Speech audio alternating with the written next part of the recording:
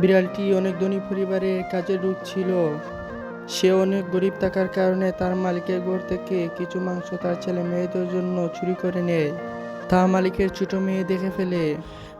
বিড়ালটি কাজ করে যখন বাইরে যাচ্ছিল তখন মালিকের ছোট মেয়েটি তার পিছু করে। অবশ্যই পিছু করতে করতে তার বাড়িতে পৌঁছে যায়।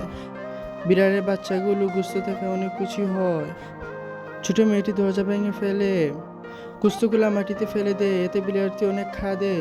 বিড়াল দুটি বাচ্চা বয়ে খাটতে থাকে। দুটো বাচ্চাকে দেখে ছোট মেয়েটি অনেক মায়া হয়। তারপর দৌড়ে দৌড়ে বাড়িতে ফিরে আসে।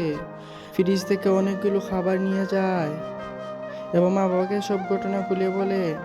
তার মা বাবা একটি ল্যাম্বরগিনি গাড়ি নিয়ে যায়, সব খাবার বিড়ালটিকে দিয়ে দেয়। তারপর বিড়ালটি তাদের বাচ্চাকে নিয়ে অনেক খুশি মনে খাবার খেতে থাকে। ভিডিওতে ভালো লাগলে অবশ্যই সাবস্ক্রাইব এন্ড লাইক করে দাও।